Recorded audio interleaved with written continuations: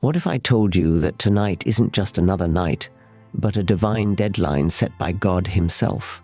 There's a message for the chosen ones, and he said you must open it before it's too late. Before we step into this urgent message, I ask you, if your heart feels the weight of this calling, if you sense the stirring of something greater, subscribe now. Let this be more than a passing moment. Let it be the beginning of a journey we walk together. When God speaks with urgency, it is not because he is bound by time, but because we are. He dwells in eternity, a realm where past, present, and future stand as one, like mountains seen from a great height. His purposes unfold with perfect precision, never rushed, never delayed. But we, creatures of the dust and the day, are tethered to the ticking of clocks and the turning of seasons. Our lives are a vapor, a fleeting breath, and so when God speaks of urgency, it is not a reflection of his limits, but of ours. Imagine a master gardener who knows both the seed and the harvest, the frost and the thaw. To him, the timing of planting is not a frantic scramble, but a deliberate act. Yet to the seed, the moment is everything, a brief window in which the soil is ready and the rain is near. If the seed delays, it may miss its season and never take root, so it is with us. God's call to move, to speak, to act before tonight is not a sign of his haste, but of his mercy, for he knows how quickly the soil of opportunity can harden and the doors of destiny can close. We often mistake God's urgency for anxiety, as though he is alarmed by unfolding events, but it is not so. The battle rages, yes, not because God has lost control, but because the enemy still prowls. And while the victory is secure, the fight remains fierce. There are moments when a delay, a hesitation, can shift the course of a soul's journey. A word left unsaid may be the very bridge that someone needed to cross into hope. A prayer postponed may be the armor that should have been worn before the arrows began to fly. God's urgency is a holy summons, not the panic of a commander, unprepared, but the clarion call of a king who sees the whole battlefield. He knows the hour because he made the hour. And when he says, "Move now," it is because the very ground beneath us is shifting. To wait for perfect understanding is to misunderstand God entirely, for his call is not to clarity but to trust. The urgency is not for him, it is for us. For our time is short, our windows of obedience narrow, and our moments of impact fleeting. And so when God says, "Before tonight," it is not the ticking of a clock we should hear, it is the heartbeat of heaven moving swiftly for the sake of our souls. To be chosen by God is not a crown placed lightly on the head, but a yoke laid firmly upon the shoulders. It is not an invitation to ease, but a summons to war. The world often imagines divine favor as a path lined with comfort, as though to be chosen by God means to be shielded from struggle. Yet the opposite is true.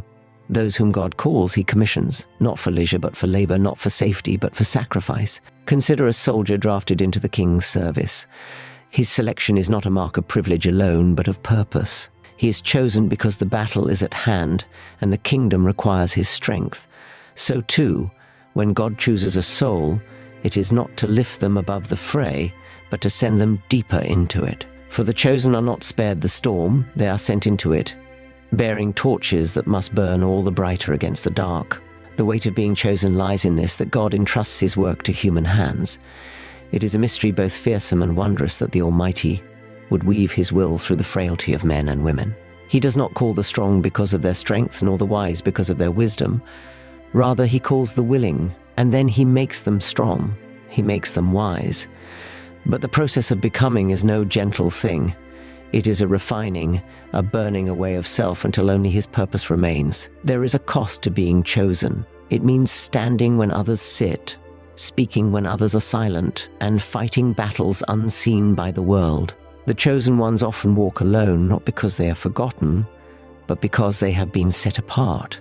The weight is not a punishment, it is a responsibility, a mantle placed upon those God trusts to carry his light into the shadows. And with this weight comes warfare.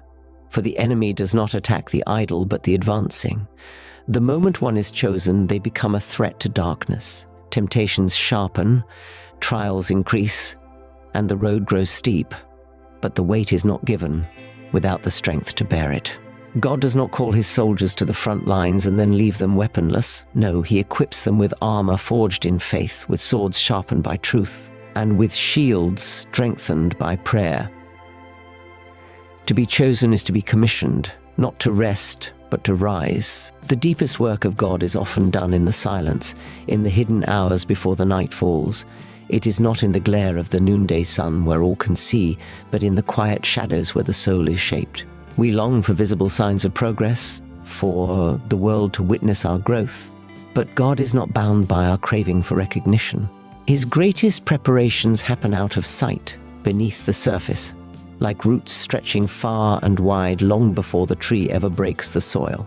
There is a certain holiness to obscurity. Just as a seed must be buried in darkness before it can ever sprout, so too must the heart of a chosen one endure seasons of hidden preparation. These are the hours when prayers seem to echo unanswered, when the path ahead remains veiled, and when God's voice feels more like a distant whisper than a resounding call. But make no mistake, he is at work. The silence is not his absence, it is his craftsmanship.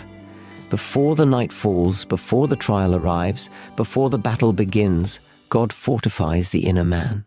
He does not wait for the storm to come to strengthen the ship, he reinforces it in the stillness of the harbor. The chosen ones often mistake this season of hidden preparation for neglect, wondering why God seems so quiet when their hearts are restless for action. Yet, it is in these very moments that he is doing his most crucial work. For it is not the untested heart that withstands the night. It is the heart that has been tempered in secret, stretched and strengthened by unseen hands. We forget that David's courage in facing Goliath was not born in the battlefield, but in the solitude of the fields, where he fought lions and bears when no one was watching. It was there, in the quiet hours, that God prepared him for a battle that the world would one day see. So it is with us. What God builds in the dark will stand in the light. The hidden hours are not wasted hours. They are the furnace where faith is purified, the anvil where character is forged. And when the night finally comes, the chosen will not break, for they have already been prepared in the unseen places. If these words resonate, if the unseen war on speak of feels all too real, pause for a moment. Share your thoughts in the comments, not for noise, but for witness, for there is power when the chosen ones speak, when we stand not alone but united in purpose. When God speaks of acting before tonight, it is rarely about the ticking of a clock, but about the posture of the heart. His command is not always bound to the literal hour. It is bound to obedience, to the urgency of trust. For with God, timing is not measured in minutes, but in moments, in the delicate alignment of his will and our readiness. When he calls us to move swiftly, it is not because he fears being late, but because delay can often mean disobedience. Obedience to God is not a matter of mere action, it is a matter of trust. He does not always explain the reason for his urgency. He does not lay out the entire path before he commands the first step. The soul is asked not to understand, but to follow. This is the essence of faith, to move at his word, even when the road ahead is obscured by fog. The obedient heart does not wait for clarity, it moves because it knows the voice that calls. Imagine a servant standing by a king. The king, with a quiet voice, says, "Go now." The servant does not ask why, does not demand an explanation. He goes because the one who commands is the king. It is the authority of the voice, not the logic of the command, that compels him. So it is with God. When he says, "Before tonight," the faithful soul does not ask if tonight is literal or symbolic, it simply obeys. There is danger in hesitation, not because God's will can be thwarted by our delay, but because our hearts can harden in the waiting. The more we question, the more room we give to fear, to doubt, to the quiet whispers of the enemy. What began as a simple act of obedience becomes a battle of the mind, a struggle between faith and reason. And so God commands not only for the sake of the task, but for the sake of the heart that must learn to trust without seeing. His timing, though mysterious, is never reckless. If he says, "Move now," it is because something unseen hinges upon that moment. A soul in need, a door about to close, a battle already stirring in the spiritual realm. Swift obedience is not about rushing. It is about surrender. It is about trusting that when God says the time is now, the time truly is now. There is a world behind this world, a kingdom unseen yet more real than the ground beneath our feet. While we move through the rhythms of our days, speaking, working, resting, there is another realm moving silently behind the veil. It is a realm of war, not waged with swords of steel, but with words, prayers, and unseen forces clashing in a battle for souls. Most walk through life unaware, believing what they see is all there is, like children content to play in the shallows, never knowing the depths that lie just beyond. But God's chosen ones cannot afford such blindness. To be chosen is to be conscripted into this invisible war, not by choice, but by calling. The enemy does not strike the idle or the indifferent. He wars against those who bear the light. The moment you step into your divine purpose, you become a threat. Darkness does not attack what does not challenge it. The mere fact that you have been chosen places a mark upon you, not one of doom, but of destiny. This unseen war is not fought on grand stages or with visible armies.